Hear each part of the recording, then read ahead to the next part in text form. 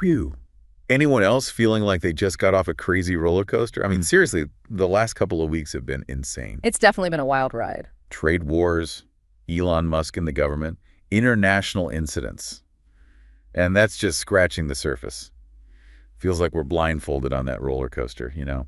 I totally get that feeling. The sheer volume and speed of everything happening is just mind-boggling. Right. It's like drinking from a fire hose of news. It's not just the quantity, though, is it? No, definitely not. It's like they're hitting us from all angles at once. Yeah. Reminds me of that Steve Bannon thing, the whole flood the zone strategy. Ah, yes, the infamous flood the zone. It's basically about overwhelming everyone with so much information and action that they can't even respond. Makes you wonder, what are they trying to hide? What's the real issue that's getting buried under all this? Exactly. When you see this kind of chaos, it's a big red flag to look deeper. What are we not supposed to be paying attention to? And one of the things you sent me, that AI podcast, suggests that the real issue is money. Like, the whole U.S. monetary system is messed up. It's definitely a perspective that's gaining more traction, and for good reason. So how does this system, work against us? Well, think of it this way. When the government needs money, it borrows, which creates more debt. Then, this new money goes into the system, usually benefiting those at the top first, like big corporations and banks. Okay, I see. And that often leads to inflation, which basically eats away at your savings. It's kind of like a sneaky tax on everyone, especially people who are already struggling. So the rules of the game are rigged, basically. No matter how hard we work or how much we save, the system keeps us losing. Yeah, it can be pretty disheartening. Especially when you think about, even if someone like Elon Musk is trying to find government ways to make things more efficient. Right, even with the best intentions, he's still operating within a system that's fundamentally broken. So even if he saves a few billion, it's a drop in the bucket compared to the trillions in debt we've already got. Exactly. And here's where it gets even more worrying.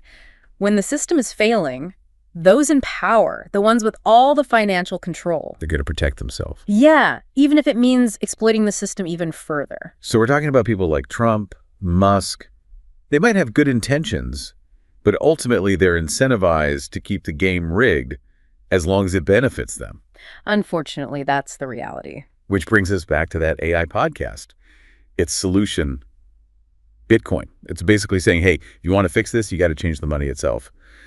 But is that even possible? And can we actually opt out of the current system? It's a radical idea, for sure, but that's also what makes it so interesting. Bitcoin is a direct challenge to the current financial order. It's digital, decentralized, operates outside the control of governments and central banks. So how does that actually help? How does Bitcoin change the game? Well, that's something we'll explore more in the next part of our deep dive. We'll get into the specifics of Bitcoin, its potential benefits, and the challenges. But before we do, I want you to think about this. What if changing the money actually could change the world? Would it be worth exploring, even if it seems impossible at first? Welcome back. So before we jump into Bitcoin, we were talking about how even someone like Elon Musk might not be able to really fix things. Is there anything in what you sent over that shows that? Definitely. One of the articles you shared talks about those massive government bailouts during the 2008 financial crisis. Trillions of dollars just pumped into the system. To save those failing banks and corporations. Exactly, which of course just added to the national debt and made the problems we're talking about even worse. So even with a huge crisis, they just doubled down on the same policies that caused the problems in the first place. Talk about a vicious cycle. It really is, and it's a tough cycle to break. The financial industry has a ton of power and influence. They want to keep things exactly as they are. Because they benefit from it, right? They're invested in keeping this debt-based system going, even if it's not sustainable. Exactly, which is why this idea of Bitcoin, something outside their control, is so fascinating. But is it really possible to change something this ingrained? How does Bitcoin even begin to address this? Yeah, good question. Well, remember how we talked about the current system being all about debt and constantly creating more money? Right. Bitcoin is completely different. There's a fixed supply. Only 21 million Bitcoins will ever exist. So no more printing money to bail out banks or fund wars? That's a huge change. It is, and it has some pretty major consequences. By limiting the supply, Bitcoin aims to fight inflation and actually protect the value of your savings. So it's like digital gold, a way to store value that can't be manipulated. Exactly. Okay, but Bitcoin is just computer code, right? How can something digital actually have real value? That's a question a lot of people have. Think of it like a rare collectible or a piece of art. Its value comes from its scarcity, its security, and the fact that more and more people are using it. So like the early days of the internet, where people were skeptical at first, but then it blew up and changed everything. Great analogy. Bitcoin is still in its early stages, but it's growing fast. People are starting to realize it's a good way to store value, a way to make payments, and a way to protect themselves from inflation. That's pretty exciting. But I have to admit, I'm still trying to wrap my head around it all. What are some practical ways Bitcoin can be used? How would it actually change things in everyday life? That's a great question. It's something we'll dig into more in the next part. We'll look at how Bitcoin is already being used for things like remittances, international payments, even microlending, and how it could potentially disrupt those big financial institutions and empower individuals in ways we haven't even thought of yet. Okay, I'm definitely intrigued. But before we move on, I want to go back to that idea we talked about earlier. Changing the money, changing the world. Is that really realistic? Or is that getting a little ahead of ourselves? It's a bold statement, but it comes from understanding that money is more than just something you use to buy things. It shapes our values, our behavior. The type of money we use actually influences the kind of society we create. So you're saying that if we change the money itself, if we move away from this debt-based system to something like Bitcoin, we could actually build a fairer, more just world. It's definitely a possibility worth thinking about. Imagine a world where money isn't a tool for exploitation, where value is distributed more fairly, where individuals have more control over their own finances. That's the potential of Bitcoin. And it's an idea that's gaining momentum globally. That's a powerful vision.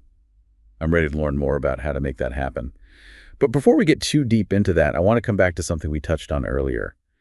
The flood the zone strategy. I feel like it's connected to all this, but I'm not sure how. It's funny, as we're talking about Bitcoin and how it could totally disrupt the financial system, it kind of feels like we're seeing that flood the zone thing happen in real time. I see what you mean. And while we usually think about flood the zone in politics, it definitely applies here too. There's just so much information and misinformation about Bitcoin out there. Right. It's hard to know what to believe. You've got the diehard fans, the super skeptical critics, and then everyone in between. It's a lot of noise. And that's the whole point. By flooding the zone with all these conflicting stories, those who benefit from the current system can create confusion and doubt. It slows down people adopting alternatives like Bitcoin, which threaten their power. So it's not just about distracting us from the problems, it's about hiding the solutions too. Exactly.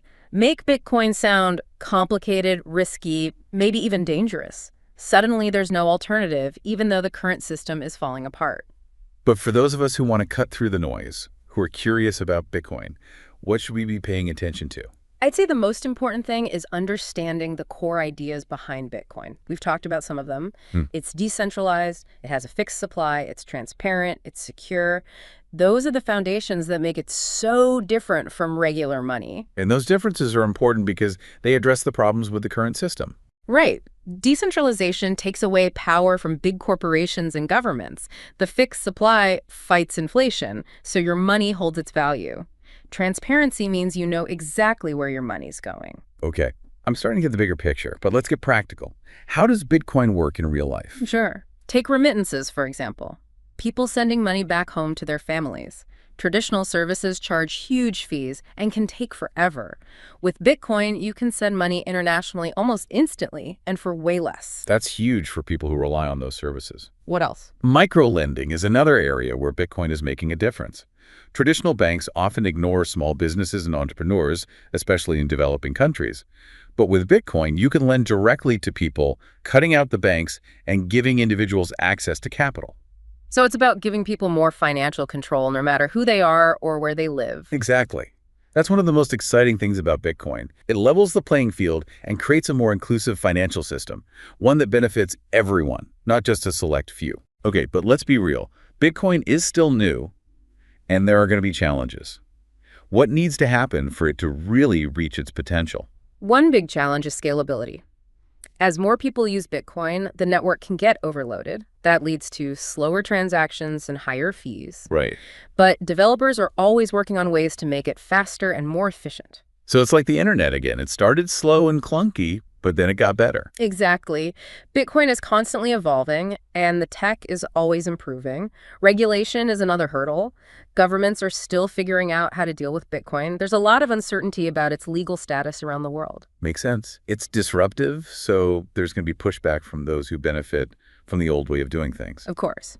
But as more people use Bitcoin and its advantages become clear, I think we'll see more sensible regulations, rules that encourage innovation and protect people.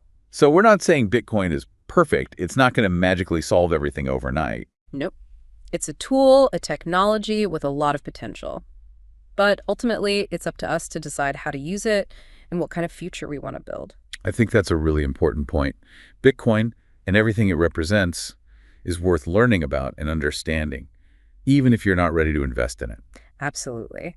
The more we know about alternative financial systems, the better decisions we can make about our own finances, and the more we can contribute to building a world that's fairer for everyone. Well said. I think that's a great place to wrap up our deep dive for today.